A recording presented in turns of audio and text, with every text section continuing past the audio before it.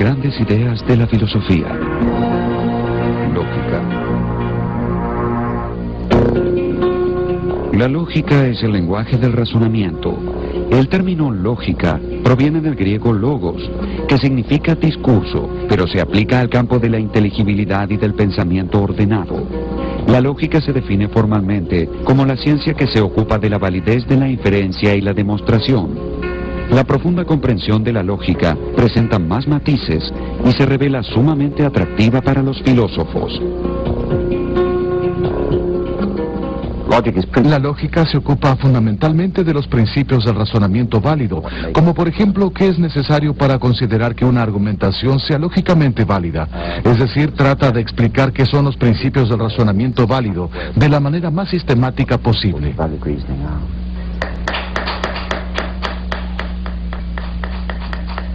Al ser implementada por un hábil profesional, la lógica se convierte en una poderosa herramienta para interrogar al mundo en el que vivimos.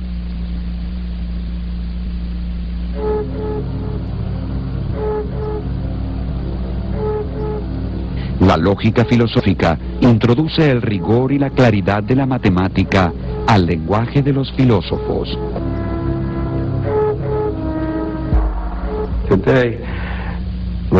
Hoy en día, cuando hablamos de lógica, solemos referirnos en realidad a una rama de la matemática. Cuando los filósofos hablan de la lógica, se refieren a la lógica moderna, que antes solía llamarse lógica simbólica, pero se la denomina habitualmente lógica matemática. La misma comprende las teorías de los conjuntos y la teoría de las funciones computables, que es el aspecto matemático de lo que se conoce como la ciencia de la computación. Como medio para describir el pensamiento racional, la lógica trasciende muchos límites filosóficos y se adentra en el campo de la metafísica, la epistemología y la filosofía de la mente y del lenguaje. Es una herramienta a trabajar sobre ciertas nociones básicas como la referencia, la predicación, la identidad, la verdad, la negación, la cuantificación, la existencia, la necesidad, la definición y la consecuencia. El origen de la lógica se remonta a Aristóteles, quien vivió en la edad de oro de la cultura griega en el siglo IV a.C. Sus reflexiones sobre la lógica pueden apreciarse en algunas de sus obras. Entre las podemos mencionar primeros analíticos, segundos analíticos, categorías y sobre la interpretación, que en conjunto se conocen bajo el nombre de órganon. Aristóteles deseaba establecer reglas que permitieran a los ciudadanos griegos detectar una argumentación formalmente válida y correcta de otra inválida y por lo tanto incorrecta.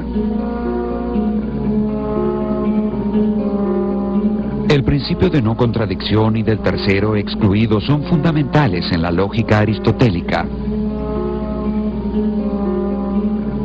El principio de no contradicción sostiene que ninguna proposición puede ser verdadera y falsa a la vez, mientras que el principio del tercero excluido sostiene que una proposición debe ser o bien verdadera o bien falsa. Aristóteles creó su sistema de lógica formal a fin de poder determinar la validez de una argumentación independientemente de su contenido. El centro de la lógica formal aristotélica es el silogismo, una forma de argumentación compuesta por dos premisas y una conclusión, como por ejemplo, todos los hombres son mortales, Sócrates es un hombre, por lo tanto, Sócrates es mortal.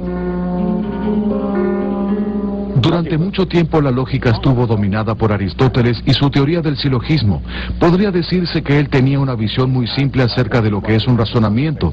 Un típico ejemplo de razonamiento para él sería: todo A es B, todo B es C, por lo tanto, todo A es C.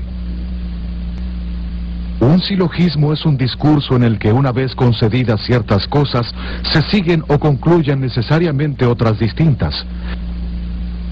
Me refiero con esta última frase a que las mismas producen la consecuencia, y por ello no se requiere de ningún otro término adicional para hacer que la consecuencia sea necesaria.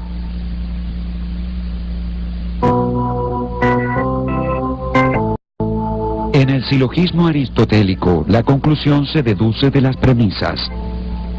Si no sabemos que Sócrates es mortal, entonces el hecho de que todos los hombres sean mortales y que Sócrates sea un hombre puede ofrecerse como prueba para afirmar que efectivamente Sócrates es mortal. Este es un razonamiento deductivo, es decir, que la conclusión es la consecuencia necesaria de las premisas. La característica de un silogismo deductivo exitoso consiste en que al ser ejecutado correctamente, no pueden inferirse conclusiones falsas de premisas verdaderas. Tomemos el siguiente ejemplo. Todos los árboles son plantas. Todos los robles son árboles. Todos los robles son plantas. Podemos formalizar este razonamiento y expresarlo de esta manera. Todo M es P. Todo S es M. Por lo tanto, todo S es P. Esta forma de argumentación es válida y su validez es totalmente independiente de la verdad de los enunciados que la componen. Por ejemplo, tomemos un razonamiento tan discutible como el siguiente. Todos los árboles son ángeles. Todos los pájaros son árboles. Por lo tanto, todos los pájaros son ángeles. A pesar de las apariencias, este razonamiento es formalmente válido, aunque sus premisas y conclusión sean falsas. Asimismo, también puede ser válido un razonamiento con premisas falsas y conclusión verdadera. Todos los árboles son flores. Todos los claveles son árboles. Por lo tanto, todos los claveles son flores. La otra forma básica de razonamiento lógico es el inductivo, que establece cómo inferir generalizaciones confiables de los hechos observables.